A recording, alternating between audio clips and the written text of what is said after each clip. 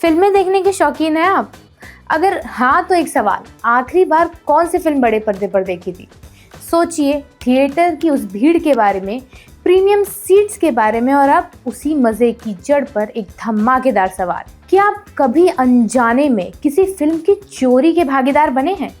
सोचकर हमें comment section में बताइए। और हाँ, आगे मैं आपको एक बहुत बड़ी चोरी के बारे में ही बताने वाली हूँ, जिसका आपको कोई अंदाजा भी नहीं होगा, इसीलिए वीडियो को पहले ही सब्सक्राइब कर लीजिए। हाय, मैं हूं अनु और आप देख रहे हैं बजर बट्टू एंटरटेनमेंट पर मास्टर शॉट।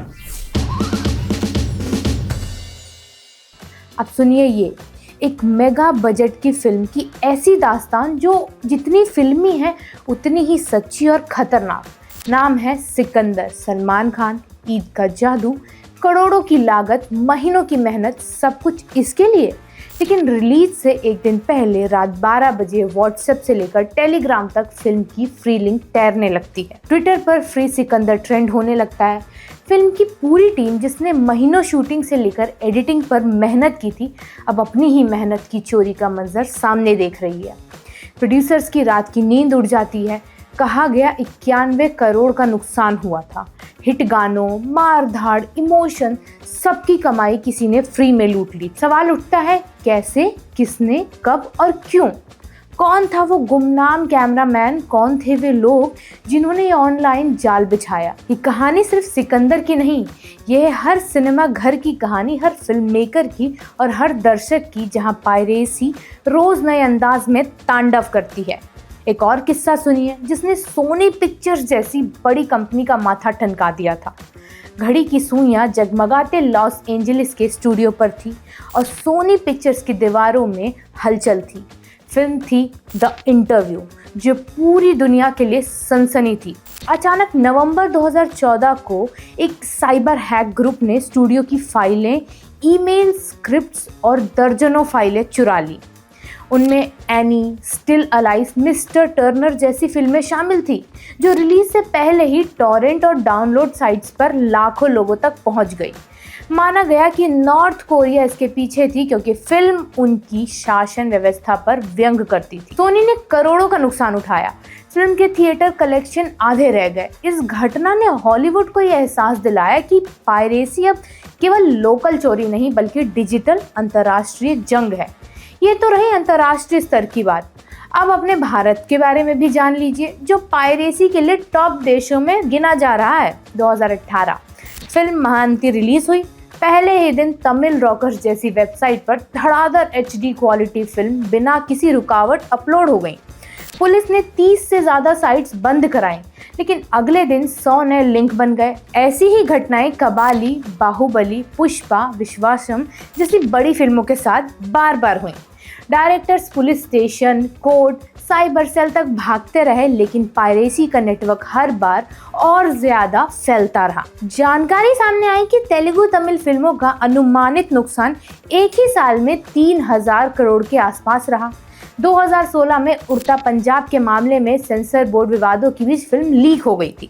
रिलीज से 2 दिन पहले ही HD प्रिंट हजारों डाउनलोड्स के साथ वायरल हो गए। 2021 में सलमान खान की राधे सबसे चर्चित पायरेसी शिकार बन गई। फिल्म ZEE5 पर रिलीज होते ही लाखों टेलीग्राम व टोरेंट साइट से अवैध डाउनलोड हो गई। प्रोड्यूसर का बयान जारी हुआ कि हमारी कमाई का 60% पायरेटेड व्यूज के चलते कम हो गया। पायरेसी के लिए फेमस एक site the Pirate Bay global piracy का सिंडिकेट बन गई। 2009 में फ्रेडरिक नीक, जो इस वेबसाइट के को फाउंडर भी थे, को कोर्ट ने जेल भेजा, पर उनकी वेबसाइट दुनिया भर में फिल्में, सॉफ्टवेयर, गेम्स फ्री में बांटती रही। रिपोर्ट्स के मुताबिक हर साल इसके जरिए अरबों डॉलर्स की अवैध सामग्री ट्रैफिक की जाती है। वर्ल्ड वाइड 2024 के मूसो डाटा के अनुसार फिल्म पायरेसी वेबसाइट पर भारत दूसरे स्थान पर है, जहां हर साल करोड़ों प्रोजेक्ट्स डाउनलोड होते हैं। हालांकि ये सब हाल फिलहाल के हालात हैं, लेकिन पायरेसी की परतें कई साल पुरानी हैं और भारत में तो इसका माया जाल कई गढ़ बना चुका है।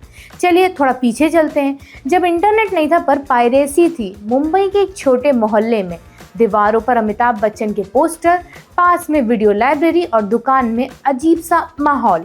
एक किरदार था राकेश, जो थिएटर में जाकर कैमरे से फिल्म रिकॉर्ड करता था, VHS में कॉपी बनाता था और मोहल्ले वालों को 10-15 रुपए में घर बैठकर फिल्में दिखा देता था।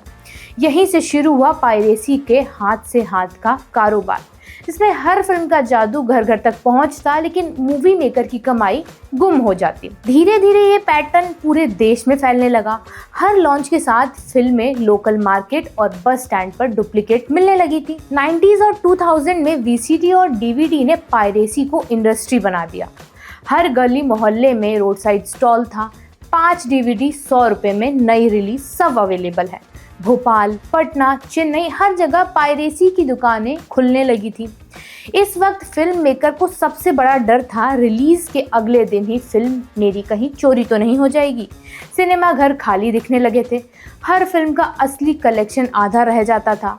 टॉप निर्माता कोर्ट में केस, स्टिंग ऑपरेशन और मीडिया रिपोर्ट्स की मदद लेते थे। 2008 के बाद जब इंटरनेट घर घर पहुंचा, यहाँ से पायरेसी की रफ्तार पकड़ने लगी। अब फिल्में टॉरेंट साइट्स जैसे तमिल रॉकर्स, फिल्मिया, देसी टॉरेंट्स भी फ्री मूवी लिंक बांटने लगे। चेन इतनी लंबी थी कि सरकार ने पिछले 5 साल में 2000 से ज़्यादा पायरेटेड वेबसाइट बंद की, पर हर मिनट नए डोमेन ने जन्म ले लिया। मौजूदा हालात ऐसे हैं कि दक्षिण भारतीय फिल्मों का सबसे बड़ा दुश्मन पायरेसी बन गई है। पायरेसी से केवल साउथ की फिल्में नहीं, बल्कि बॉलीवुड मूवीज भी काफ़ी अफेक्टेड होती हैं। गदर, सिंघम, रईस, काबिल जैसी बड़ी फिल्मों की डुप्लीकेट कॉपीज लॉन्च होते ही हर साइट पर फैल जाती है। लेकिन पायरेसी केवल चोरी नहीं, ये एक हाईटेक बिजनेस है। ये साइट्स अपनी आय या कहिए revenue Google ads, clickbait website, VIP premium download और क्रिप्टो माइनिंग से कमाई करती हैं। जुलाई 2025 हैदराबाद में एक साइबर सेल केस, जिसमें एक अकेले युवक ने 65 फिल्मों को रिकॉर्ड किया और पायरेटेड वेबसाइट पर डाल दिया। इस एक नेटवर्क से प्रोड्यूसर्स को करोड़ों का घाटा हुआ था। पुलिस पूछताछ में यही कहा उस आदमी ने कि मुझे लगता था सब लोग करते हैं, ये अपराध कैसे हुआ? जवाब आप दें कि अपराध कैसे हुआ। पायरेसी कई लोगों के लिए बिजनेस है तो कई लोगों के लिए पेट पर लाद। 2023 में इंडियन एंटरटेनमेंट इंडस्ट्री को पायरेसी से अनुमानित 22,400 करोड़ का नुकसान हुआ। दुनिया भर में 2024 में पायरेसी से 7 बिलियन से भी ज़्यादा का नुकसान हुआ। अच्छा, अब शायद आप सोच रहे होंगे कि पायरेसी से इंडस्ट्री को इतना नुकसान होता है, मगर ये फिल्में तो कितनी सिक्योरिटी में रखी जाती हैं, फिर भी ये लीक कैसे हो जाती हैं या चोरी कैसे हो जाती हैं? तो दोस्तों, इसके लिए भी पायरेटेड कंटेंट सप्लाई करने वालों ने कई रास्ते बनाए हुए हैं, जिसमें एक फिल्म जो थिएटर में रिलीज होती है कुछ ही घंटों में लाखों मोबाइल स्क्रीन्स पर पहुंच जाती है। इसके लिए समझिए ऑरिजिन ऑफ लीक को, जिसमें कभी कभी कोई अंदरूनी व्यक्ति थिएटर में मोबाइल कैमरा से रिकॉर्डिंग या डिजिटल सिनेमा पैकेज यानी डीसीपी की कॉपी किसी अवैध स्रोत पर लीक कर देता है। कभी कभी फेस्टिवल या प्रेस शो में मिली प्रोमो कॉपी से भी फिल्में लीक हो जाती हैं। इसके बाद ये लीक हुई फाइलें पहले टॉरेंट, P2P नेटवर्क या टेलीग्राम चैनलों पर अपलोड होती हैं। छोटे ग्रुप इसे सेंड करना शुरू करते हैं, जिससे बड़ी वेबसाइट इसे उठाती हैं। और ये तो हम पहले ही बता चुके हैं कि पायरेसी करना केवल मुफ्त फिल्में देना नहीं है, बल्कि ये एक बिजनेस भी है। ये वेबसाइट तमाम तरीकों से करोड़ों कमाती हैं। और ध्यान दीजिए, जैसे ही कोई वेबसाइट बंद होती है तो इसके 10 नए नाम वाले मिरर डोमेन तुरंत आ जाते हैं। आंशिक रूप से ऑफशोर सर्वर और कंटेंट डिलीवरी नेटवर्क की वजह से इन्हें पकड़ पाना बेहद मुश्किल होता है।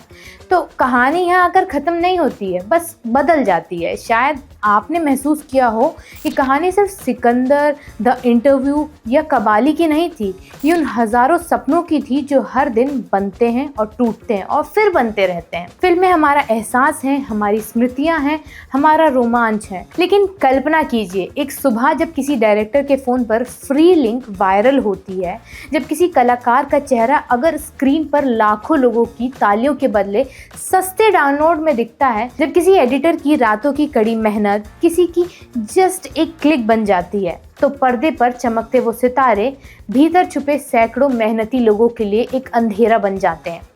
सोचिए, एक थिएटर की भीड़, टिकट की कतारें, पॉपकॉर्न की खुशबू, ये सब सिर्फ गिनती की चीज़ें नहीं है, ये फिल्म के हकदार सपनों की कीमत है। हर बार जब कोई फिल्म फ्री में डाउनलोड करता है, वो फिल्म का नहीं खुद का अपना हिस्सा खो देता है। क्योंकि सिनेमा सिर्फ मनोरंजन नहीं, एक पूरी इंडस्ट्री है जिसमें प्रोड्यूसर की हिम्मत, डायरेक्टर की कल्पना, कलाकारों का जुनून एडिटर का धैर्य और दर्शकों का प्यार जुड़ा है। लेकिन अब सवाल उठता है, क्या हम सब अनजाने में उस उद्दंड जाल का हिस्सा बन गए हैं, जहां फ्री का चस्का इतना गहरा हो गया है कि कला, मेहनत और सपनों की कोई कीमत ही नहीं रही।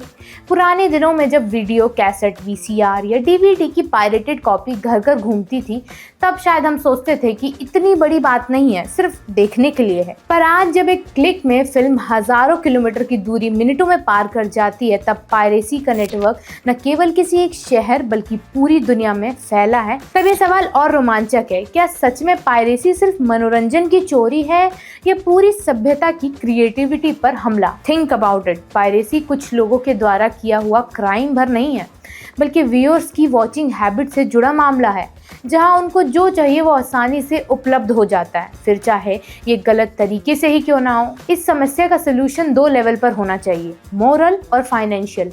अगर डिस्ट्रीब्यूटर्स को एक तरीका खोज सकें जिससे नई फिल्म्स दर्शकों तक कम कीमत पर आसानी से पहुंच सके, तो ऑडियंस के लिए फिल्म्स को एक्सेस करना आसान हो जाएगा। और मोरल सोल्यूशन ये है कि पायरेटेड फिल्म्स का पूरी तरह से बॉयकॉट कर दिया जाए, क्योंकि काफ़ी बड़ी पैमाने पर बनने वाले प्रोडक्ट की तौहीन होगी। फैसला आपको करना है। फिलहाल कहानी यहाँ रुकती है, और अगर इस वीडियो से आपकी लाइफ में कुछ 1-8% भी वैल्यू ऐड हुई है, तो उसके लिए इस वीडियो को लाइक और चैनल को सब्सक्राइब करिएगा। मैं आपसे मिलूंगी बजर बट्टू एंटरटेनमेंट के नए एपिसोड में।